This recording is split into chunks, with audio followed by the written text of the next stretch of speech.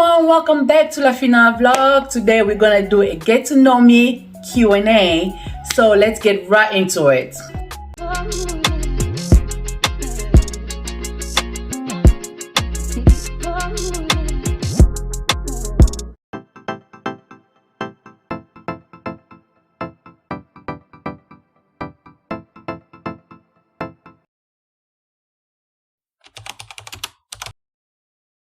Before we move into Q&A, I just want to give a little background about myself. I was born in Congo, the DRC, in Kinshasa. I was raised in South Africa. Literally most of my life was in South Africa. I arrived to South Africa since I was like a kid, basically 8 or 9, and that's where most of my life happened. I went to school there, and I got married and had all my 3 kids in South Africa. Long story short, basically more South African than Congolese, I'll say. Was moving to a new country scary, or was it something that you were looking forward to? So moving to a new country was 50-50. Was a little scary, but not really. Because first reason is because I've traveled before actually deciding to come and stay in the US. I'm a traveler, just so you know. I've been in Europe a lot. I've been in UK, you know, some of the countries in Europe. So it was not something new to me. But moving with the whole family, my children and my husband, was actually new to me. You know, coming to live in a country that you've never lived before was kind of scary, that experience, yes. But since I knew exactly what to expect and we prepared things, it was not just out of the blue, like we woke up today and decided we're moving. It was planned, so it was not that scary. I would say it was something that I was looking forward to, because I just wanted some kind of change in my life, and I think it was just that time for that change to happen. So yes, it was a little scary, but I was looking more forward to it than it's been scary. So yeah, it was, I'll say 50-50, if we can put it that way. Any advice for a 20-year-old niece? First of all, I want you to believe in yourself, that you are capable of achieving anything you put your minds to. And at the age of 20, I think it's that age where there is just full of opportunity for you. You're discovering things, you're discovering yourself, and it's important that you always dream so big and always aim for the sky. And at this age, you are meeting new people, you are, like I said earlier, discovering yourself.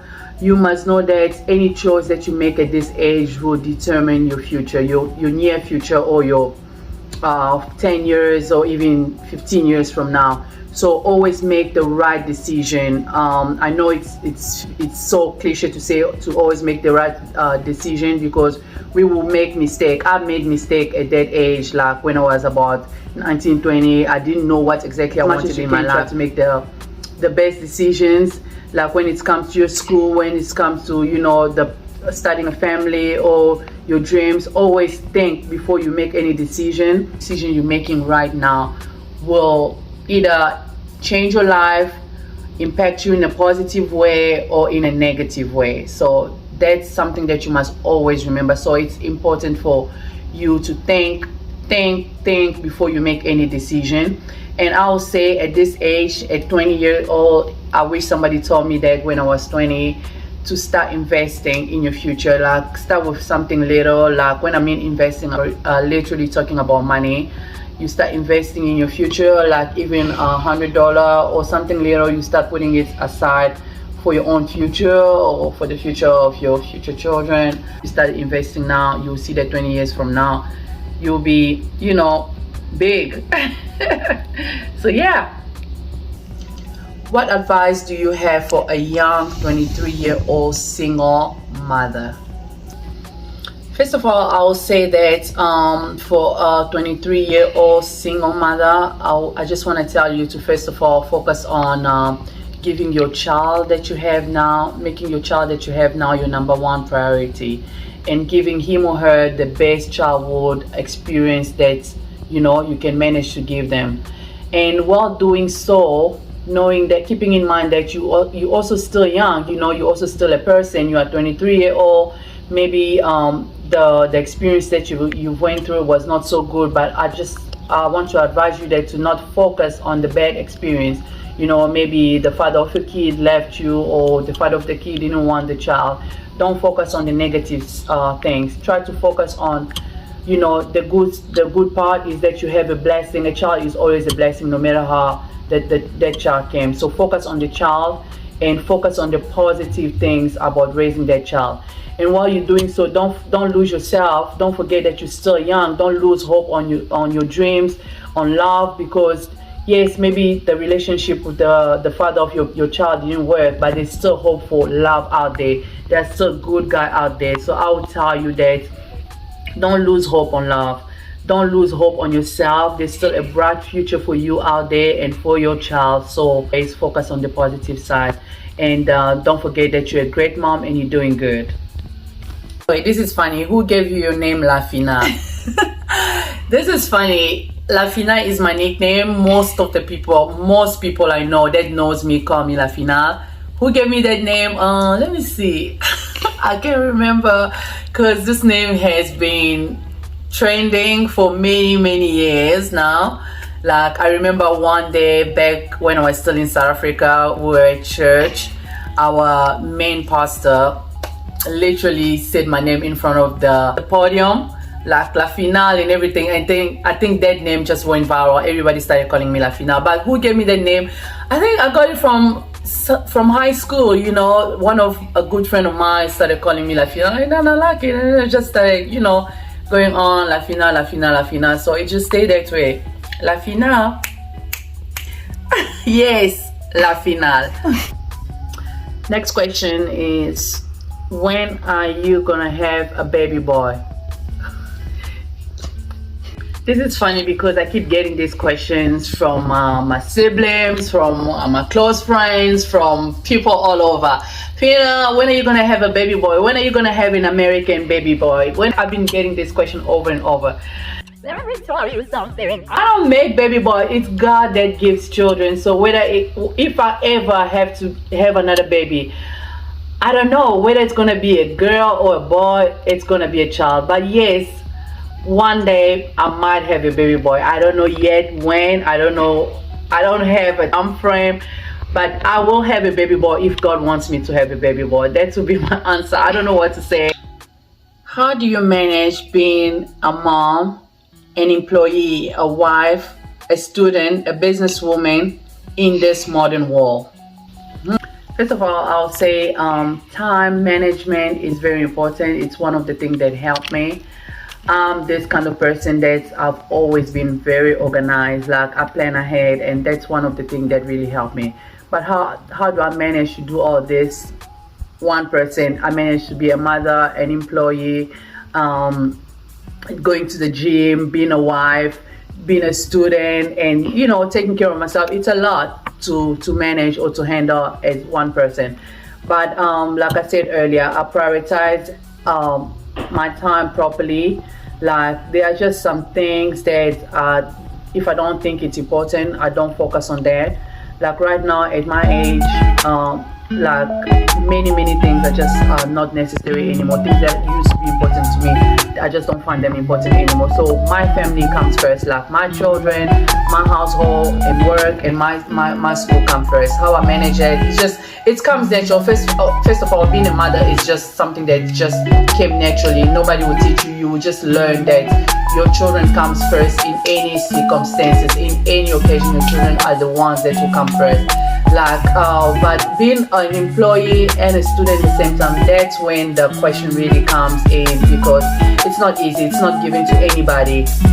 Like what I do, before, when I used to work time, I couldn't actually go to school because it was just not allowing me. The time was just like really not allowing me to do that. But nowadays, since I'm not working as much, I managed to be, to continue to go to school to continue my education. What I do is that I go to work in the morning, like from 7 a.m. to 3 p.m. And when I come back, I do sometimes I do the school run quickly. I come, I drop the kids at home, and I just sit down for literally 30 minutes and drop back to school. It's all about just planning your time properly. If I know I have 2 days for class that week, what I do usually, I will cook at on the weekend. I'll cook maybe Sunday evening, and I freeze things. That's where I know that when I'm so busy that week, I'm not gonna be too busy in the kitchen. I plan things at night, even for the girls, like for school. We plan things ahead. We just don't do things out of the blue.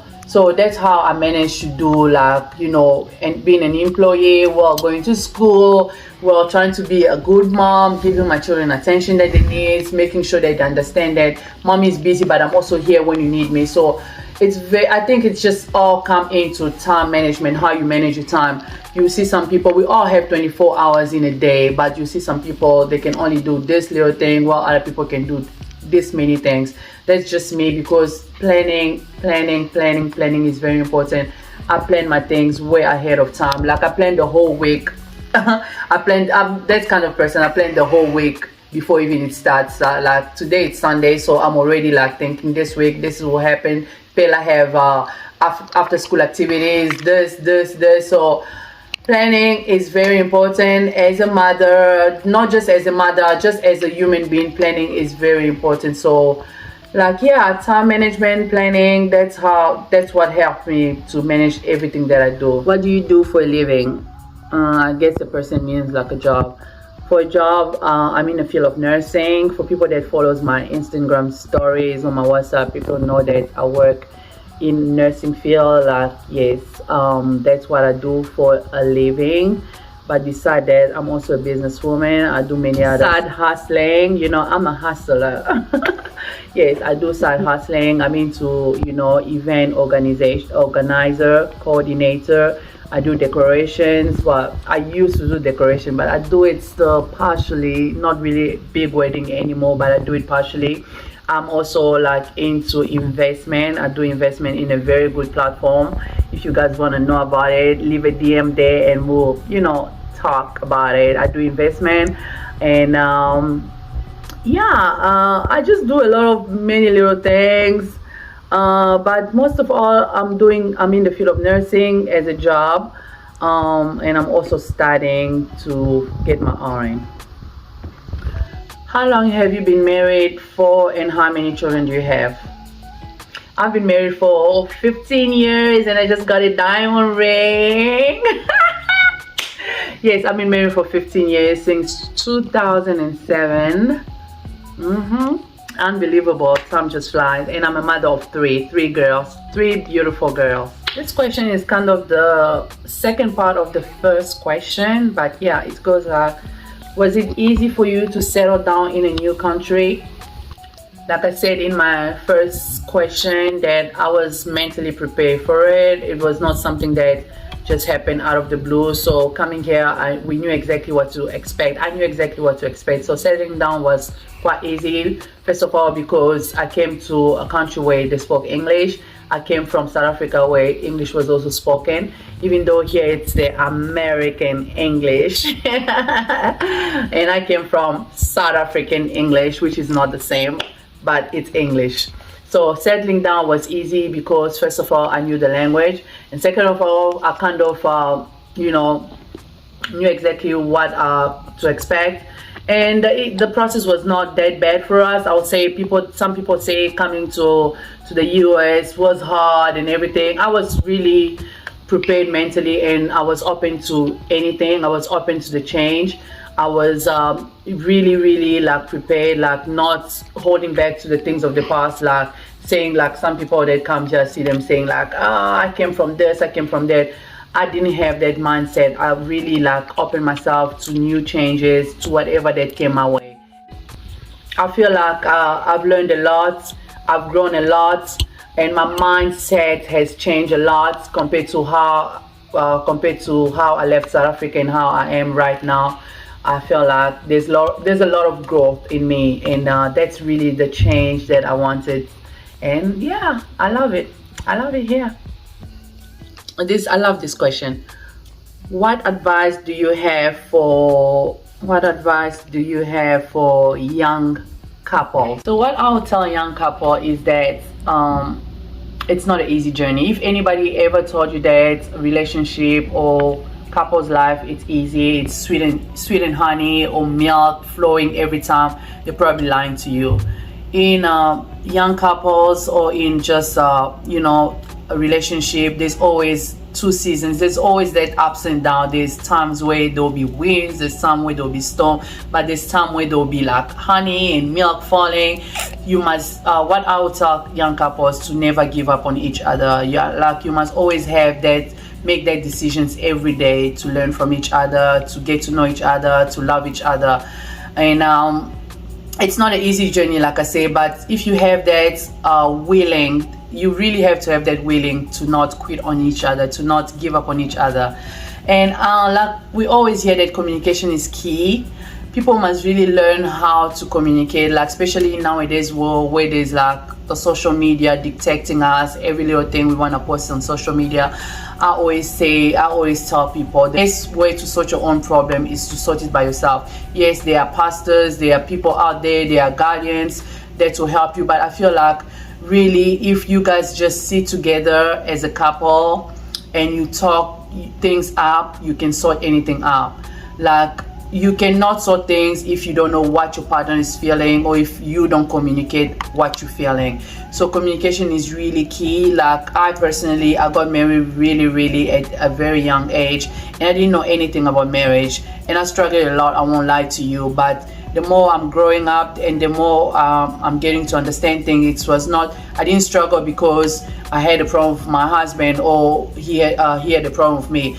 I struggled because I feel I had a problem with communication. I was not communicating my thoughts or my feelings or what I wanted properly, and that's caused a lot of problem in our relationship. And so what I would tell young people is really to learn to communicate, to learn to understand each other, to learn to know what your partner is wants, or to learn to express your own feelings. So yeah, and never just give up on each other. Just don't quit on each other because of something little. So always make that decision every day when you wake up to continue loving your partner, to continue being their presence. So that's very important. Is raising children in the US different from raising children in South Africa? Okay, yeah, I'll say yes, because things are just done differently here in the US than in South Africa.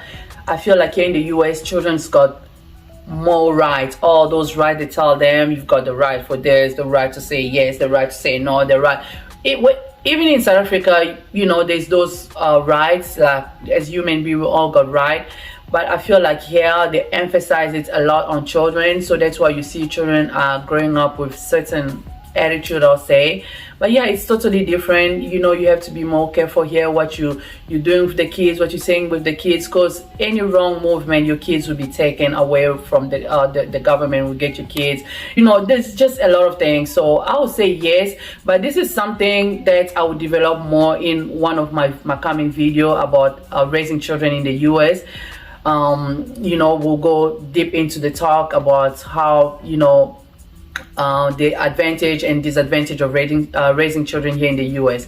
But definitely yes, it's different, it's scary, but yeah, thank goodness we know Jesus. We keep praying for our children here in the US and praying for the children all around the world. But definitely yes, it's different.